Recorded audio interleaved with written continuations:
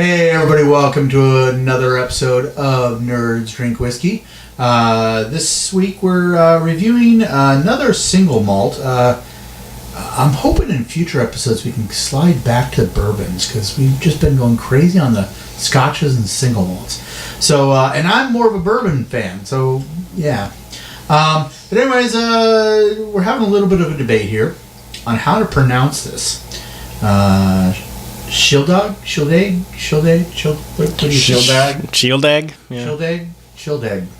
Yeah, so, anyways, a single malt Scotch whiskey, Speyside. It's another single malt. So, I don't know, let's see. Any age on this one? I didn't notice. Is there an age? I didn't notice an age. It just says finest old, Speyside. Lock of the herring. Apparently, it's the mean. Proof. Yeah, it's 80 proof. That's about all I'm seeing. Got an interesting nose to it.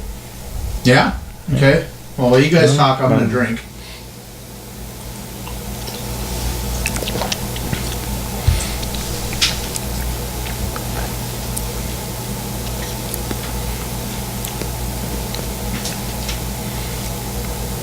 Wow, very sweet, very mild finish.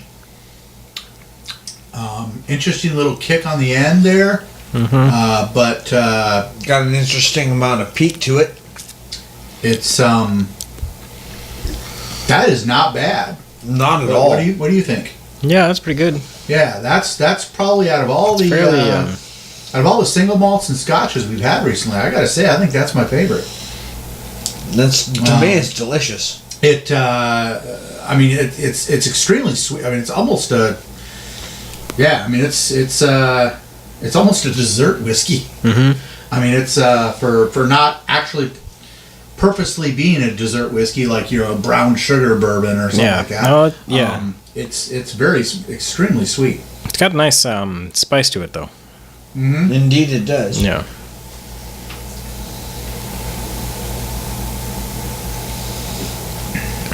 Yeah, I would definitely say that this,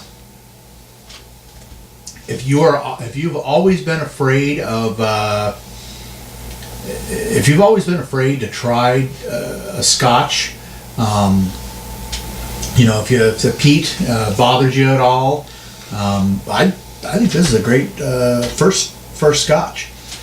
This is not very threatening at all. No, if you like any kind of whiskey, this isn't going to be offensive to you. No, yeah, and even if you aren't a huge fan of whiskey, I think this is a great introduction. I think. Mm-hmm. Well, for me, I was really surprised because when it comes down to it, I used to not really be a real big fan of peat. When I first started drinking Scotch, I was first introduced with Balvenie, and the double wood that they had.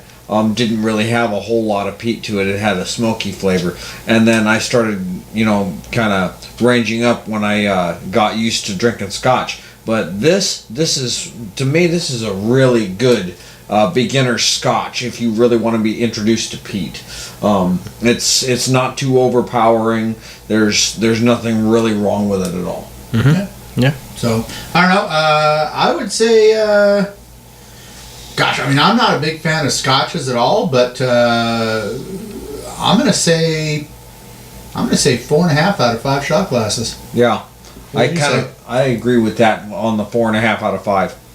I'm down to 4, 3.5. I mean, it's fine. It doesn't really pop out at me for what in terms of like subtle flavors and stuff. There's not a lot of subtlety to it. Right, so it's a little bland in that area. I mean, it still tastes fine. It's more sweet than complex. Right. So, and I like the complexity of flavor a little bit more than just the,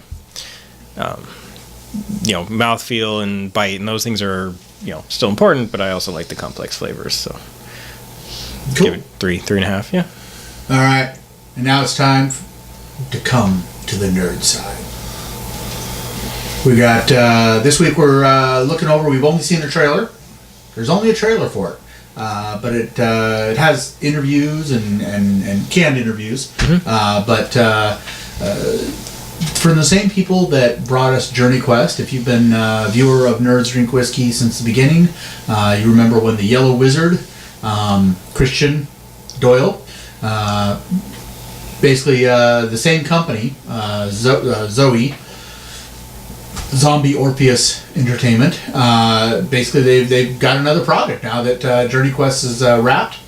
And they got a new project, Strowlers. Yeah. Strowlers. And it looks, in a way, kind of reminiscent of the show Heroes, but kind of more of a fantasy bent. Mm-hmm. I think it's supposed to be... So, briefly, it's everyday people... there's magic, is what makes this world unique. And it's about the everyday stories about people using the stuff, and they're kind of oppressed by the government. So it's, I want to say it's kind of like Heroes like that, but it's more personal stories, whereas Heroes was very, large scale. Mm-hmm. This is a very small scale in terms of the stories that it tells, which can be really nice because you get down in there with the characters and get to know people. And so yeah, I'm looking forward to it. Yeah, it looked really good. My one worry about it is I think we've discussed this just a little off camera due to a book a book series that you recommended me, but you were a big fan of the book series. I can't remember what's the name of the book series. It's the Safehold series. Safehold series, and my problem with it seemed very well written, and this seems extremely well done. This seems like almost like mainstream production, almost with Strowlers, but it's there's what I call the Shakespearean rule, which is an equal balance of comedy and broodiness, darkness. The darker the story gets, the more broody the story gets, the more you have to balance it out with comedy, or it's basically just beating the viewer over the head with a stick. And so I'm a little worried that with Strowlers that the Z.O.E team, I'm worried that they've forgotten their comedic skills. And we know these guys because they have Z.O.E. If you go to the Z.O.E YouTube page, these guys know comedy. They know how to do nerd comedy. I mean, these guys know it from the T. And I'm really worried that they tried too hard to do to kick up the production level a notch. To kick it up a notch, they left the comedy to the side. Taking it very and seriously. they're taking it way too seriously, and I think that's going to be the weak point. That's what's going to ruin it for me. So I'm hoping that it's another one of those situations where the trailer doesn't capture everything. Maybe there's more to it, and maybe they when it's all said and done, that comedy will, that side of it will, that balance will come forth. But that's my only worry about it. Other than that, it looks phenomenal. Yeah, I'm hoping that the characters and the interactions are compelling enough that you get some of that lightheartedness through, because everyday life is not that dark, and so if they actually capture the characters as we would expect, that lightheartedness and that comedy does come through. Yes. Yeah. So. Yeah. Because these, like I said, these guys they know funny. Yeah. They're so yeah. But I don't know. What do you think, Gabe? Personally, I think it was a very ambitious idea with what they're coming forth with. At the same time, I just hope when it comes to Journey Quest that the comedy can come through a little more than it has. Well, Journey Quest is over. This is something new. Oh, I know. That's what I'm saying. I'm hoping that they can come together with the same level of comedy that they did in the Journey Quest style that they do with this new venture. It seemed real ambitious to me, and I really like the idea of what they were saying in the trailer with the idea of what can we find with the style of magic in our own backyard. Yeah.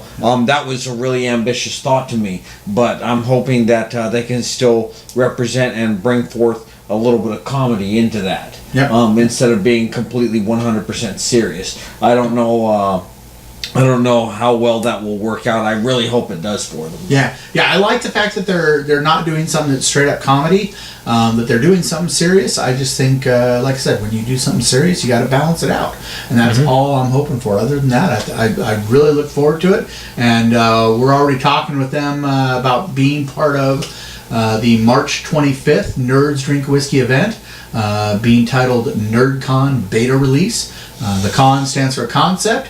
And if it's big enough, if it's successful enough, we're already looking at bigger venues and more high-profile guests. We got one guest. I can't say any information hinting at who I'm talking about, but these people, they reached a certain level. A certain level of guest, they got to get paid. It's their job.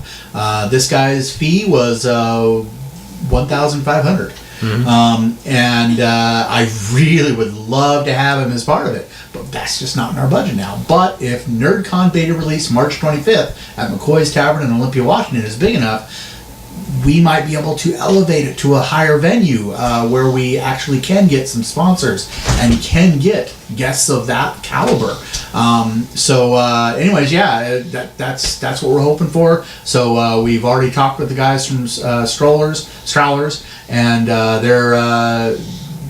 they say they're a go. They're trying to figure out which member of the team they're going to send, and I don't know. Keep watching. Make sure to go to Facebook. Go to our Facebook page. Sign up for the event so that you can get all the updates on who's coming and who's part of the event. We're going to end this episode, unless there's any final words you guys have. We're going to end this episode with some clips from the three bands that we have playing. We are honored to have them. They're amazing, talented bands. But we got Doggerside, followed by Inside the Gates, and Sin Circus. Sin Circus. I was going to say Sin City. I don't know why, but Sin Circus is taking over the Sin City of Olympia or something. Yeah. Sure. But anyways, that I saved myself. They won't notice the mistake, right? Not at all. That's what editing. So. You'll cut it in post. I totally, yeah. So, see you next week, and we really hope to see you guys, everyone, down at McCoy's Tavern in Olympia, Washington, March 25th, so that we can grow Nerdcon, so that it's more than just a beta release. So, see you next week. See you March 25th. Nerds Drink Whiskey.